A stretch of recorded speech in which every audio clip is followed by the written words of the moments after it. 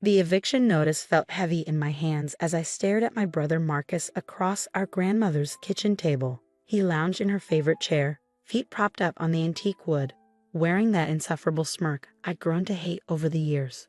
"Don't look so shocked, Emma," he said, taking a slow sip of coffee from her cherished china cup. "You had to know this was coming.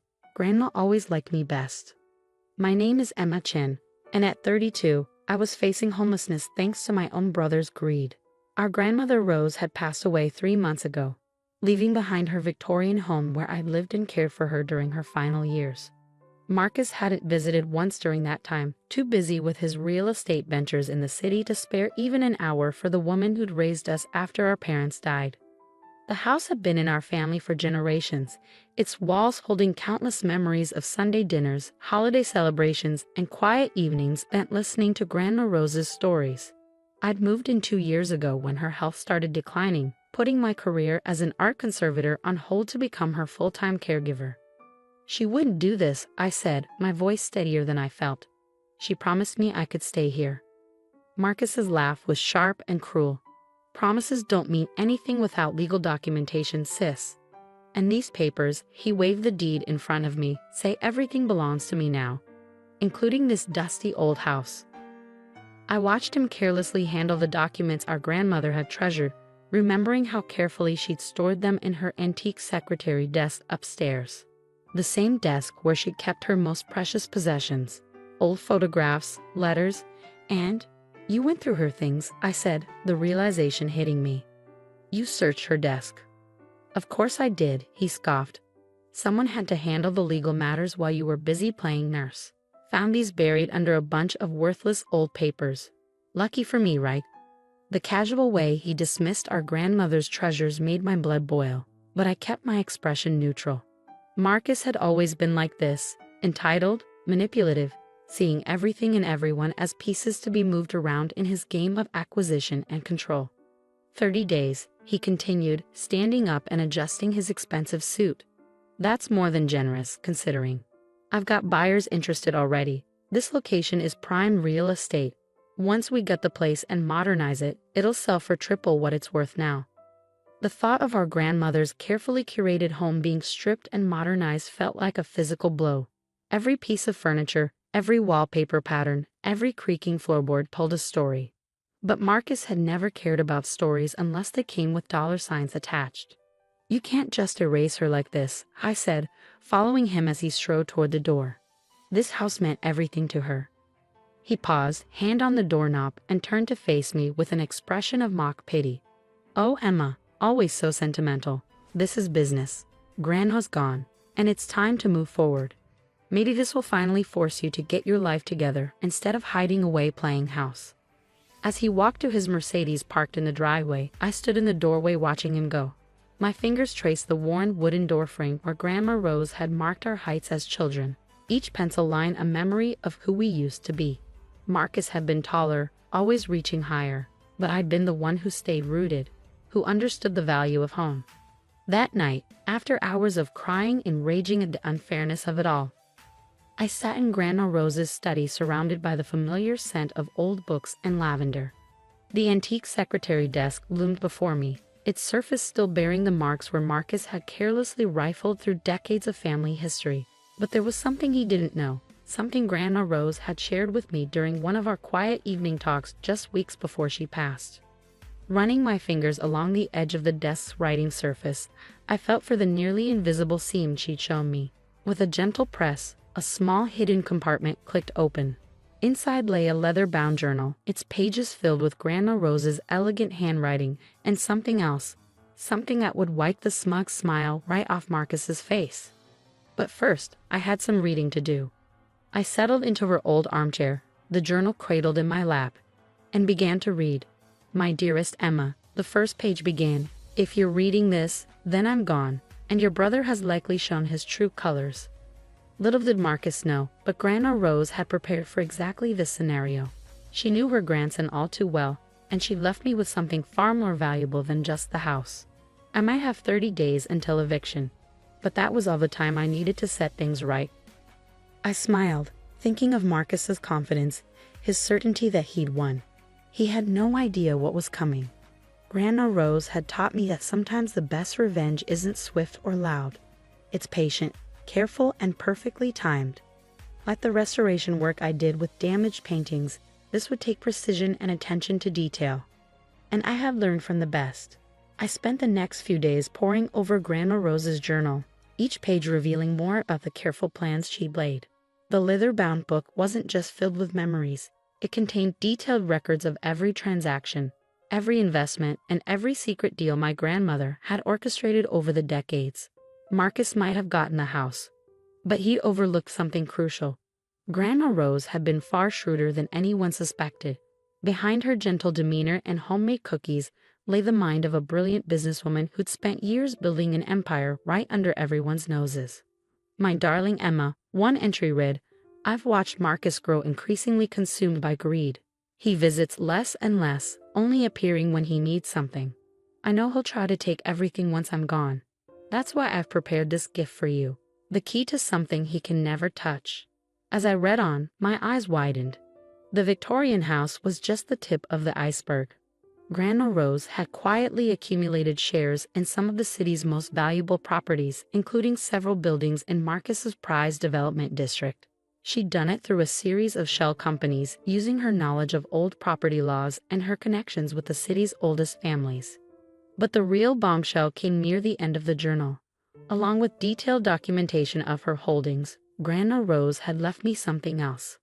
Proof that Marcus had been engaging in fraudulent real estate practices for years. She kept meticulous records of his schemes, the way he'd manipulated property values and deceived elderly homeowners. "I couldn't stop him," she wrote, "but I could document everything. The choice of what to do with this information is yours, my dear. Use it wisely." I called my friend Sarah, a corporate lawyer I'd known since college. "Can you come over?" I asked, my voice trembling with excitement. "I need your eyes on something." An hour later, we sat surrounded by papers spread across Grandma Rose's dining room table. Sarah's eyes grew wider with each document she examined. "Emma," she breathed, looking up at me, "this is incredible.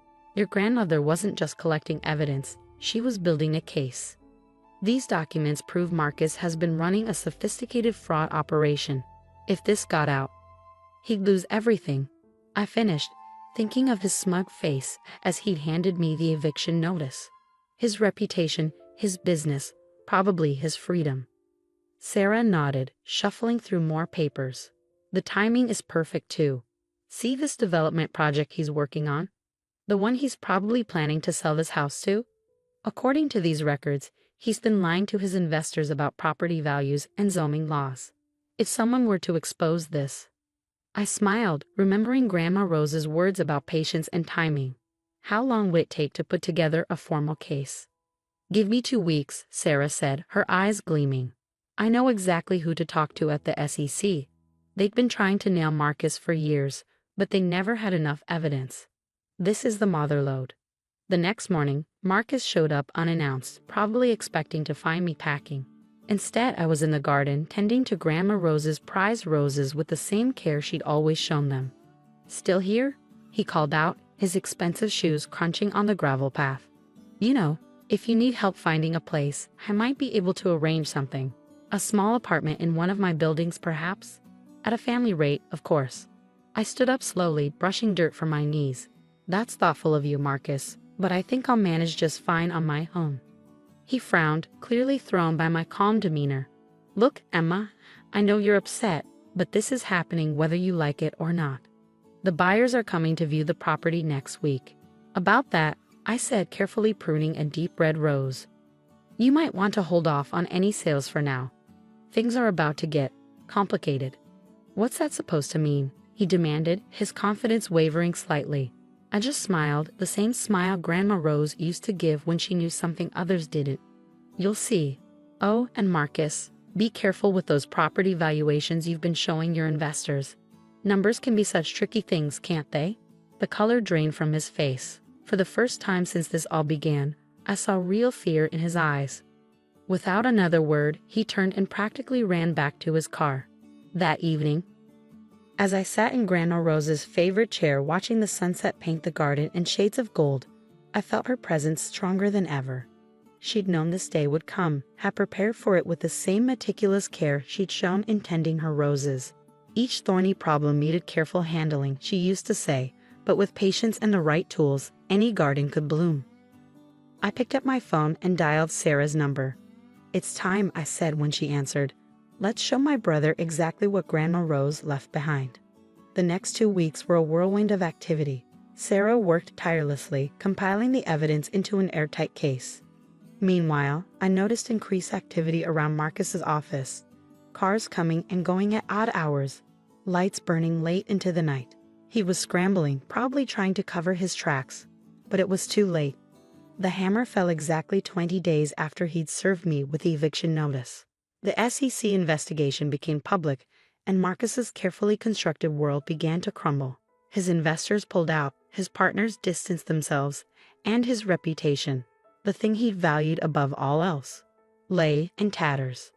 The morning the story broke in the local papers, I stood in Grandma Rose's kitchen making her signature lavender tea. The headline stared up at me from the counter. "Local real estate mogul under investigation for massive fraud scheme." My phone buzzed with a text from Marcus. "We need to talk. Now." I took my time responding, remembering all the times he'd ignored Grandma Rose's calls when she was sick, all the family dinners he'd missed, all the memories he'd been too busy to make. "Sorry," I texted back. "I'm rather busy today. But don't worry, we have plenty of time to talk. About 10 more days, by my count." 10 days. That's how long it took for Marcus's empire to completely unravel. The SEC investigation revealed everything.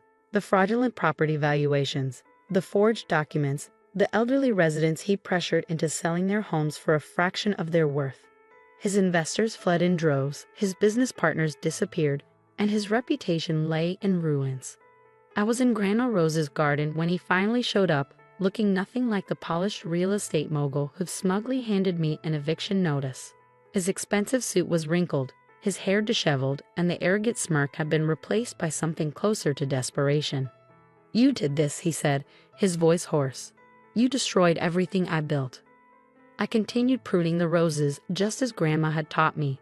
"No, Marcus, you did this to yourself. I just showed everyone who you really are."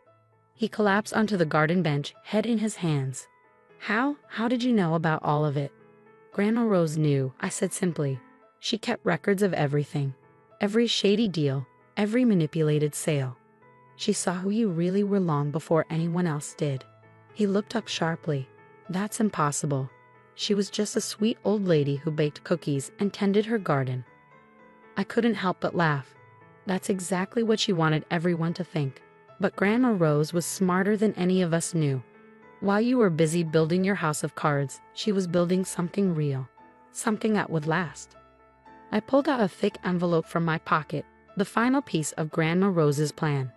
"Did you know she owned controlling shares in half the properties in your development district? Through various shell companies, of course. She left them all to me." Marcus's face went pale. "You're lying." "Check the records," I said, handing him the envelope. "It's all there. The properties, the companies, everything. She spent years quietly buying up land while you were focused on quick profits and flashy deals." His hands trembled as he read through the documents. "This can't be real. She was just Grandma."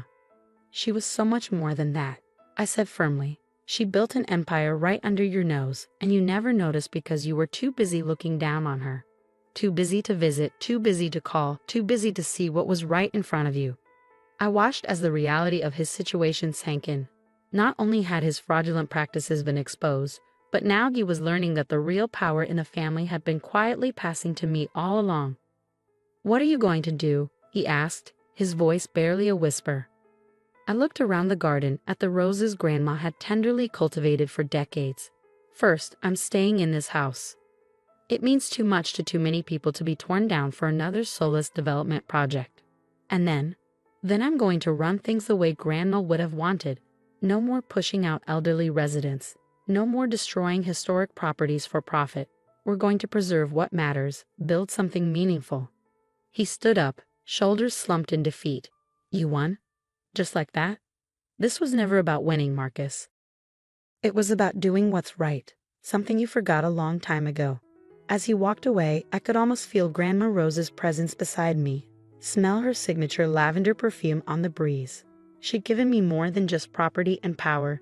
She'd given me a chance to set things right, to protect the community she'd loved so much. The next morning, I woke up early and went to the kitchen, just as I had every morning when Grandma was alive. I made her favorite lavender tea in her cherished china cup and sat in her chair, watching the sunrise paint the garden gold.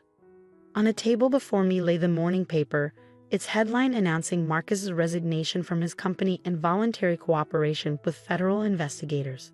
Beside it sat Grandma Rose's journal, open to its final page. "Remember, my darling Emma," she'd written, "true wealth isn't measured in property deeds or bank accounts. It's measured in the lives we touch, the communities we build, and the legacy we leave behind. I trust you to carry this forward, to build something beautiful from what I've left you. And never forget, sometimes the sweetest victories come from the most carefully tended gardens." I smiled, sipping my tea and watching the morning light dance across her roses. Marcus had thought he'd won when he found those property deeds, never realizing that Grandma Rose had orchestrated everything, laying the groundwork for a victory that went far beyond mere possession of a house.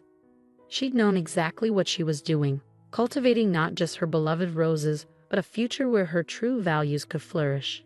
And now, thanks to her careful planning and patient wisdom, that future was finally blooming. In the end, it wasn't just about keeping the house or exposing Marcus's schemes. It was about honoring Grandma Rose's real legacy, one built on patience, wisdom, and the understanding that true wealth grows slowly, like her roses, nurtured by care and attention rather than greed and haste. As I sat there in the morning light, I could almost hear her gentle laugh, could almost see her tending her beloved garden. She'd given me so much more than just properties and power. She'd given me the tools to protect everything she loved, to nurture it and help it grow. And that, I realized, was the greatest inheritance of all.